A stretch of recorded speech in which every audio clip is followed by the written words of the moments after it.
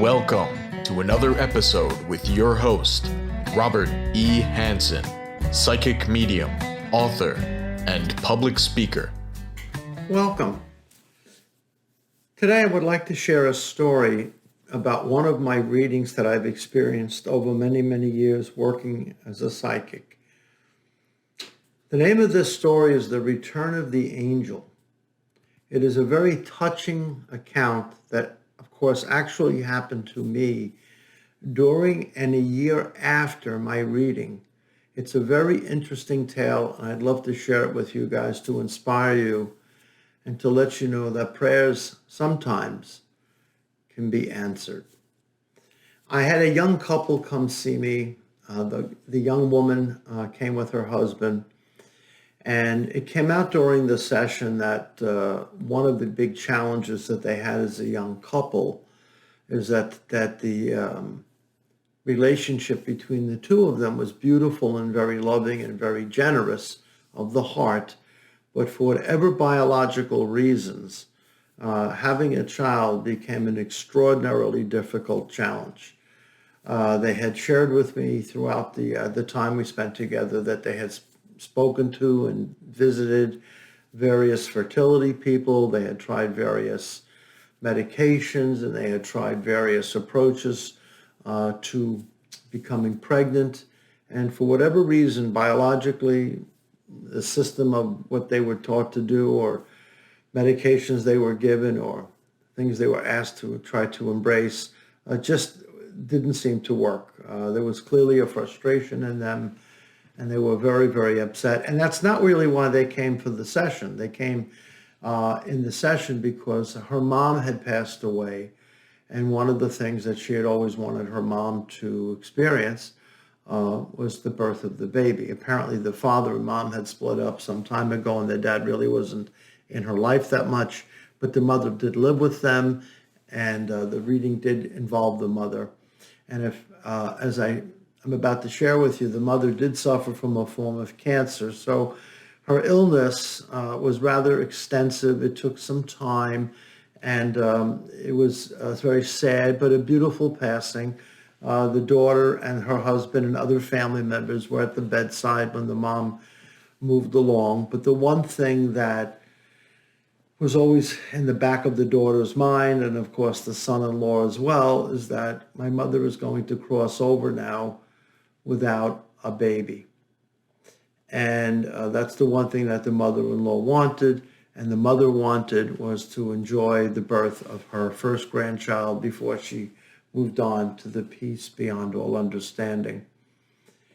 And in the physical world, that did not happen, despite all the best efforts of the family, the medicines, the doctors, the appointments. It just didn't seem to take hold.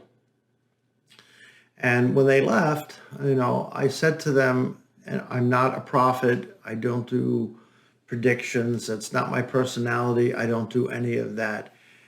But I said to them after the reading was done, I said, your mom is really, really, really making me feel that you're going to have a baby next year. I don't want to create false hope. This is not, crazy witchcraft or anything like that, but I've been doing this work a long time, and I very, very, if ever, make this comment to people. It's extremely unusual. I'm almost surprised that I'm saying it, but I said to them, keep your heads up. You guys, I strongly feel your mother will offer an intercession somehow after her beautiful death to help you, her daughter, and you, her son-in-law, to have this child. They appreciated it. Thank you, Robert. There was tears, there was pats on the back, polite hugs, and off they went. And I had not heard from them again. A whole year, maybe a little more, went by.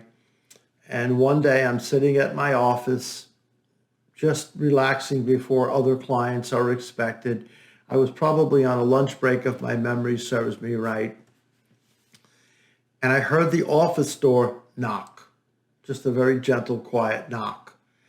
I walk over, I open up the door, and who is standing there but is this young woman and her husband, the couple I met perhaps 15, 16, 17 months prior. And at their feet, in between both of them, was a baby stroller. And in that baby stroller was a beautiful little girl, maybe 3 or 4 months, 5 months old. Her eyes were wide open, sparkling, kicking and cooing.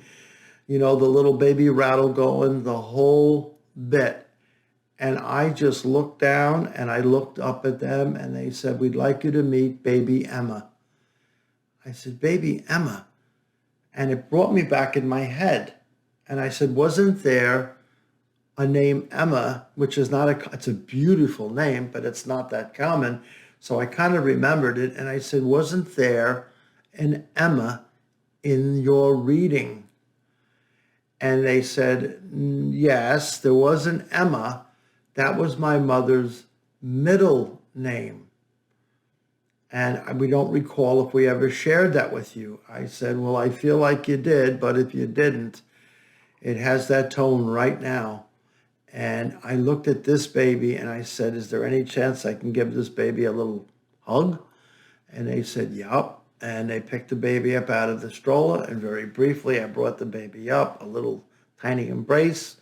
And I gently gave the baby back to mom and dad. Back in the stroller they went.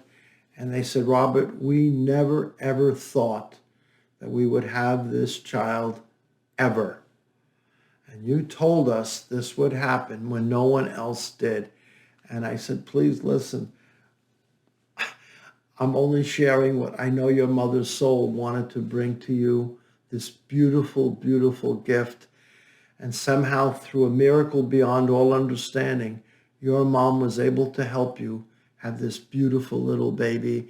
And I want to thank you so much for introducing me to little baby Emma."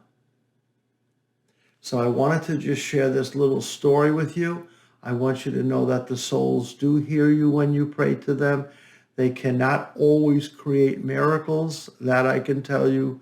But in this isolated case, in this one very beautiful story, I wanted you to hear this beautiful expression of hope and light and love that was sent across the heavens to bring a little baby girl to this wonderful young couple. By God's grace we go. Thank you for listening.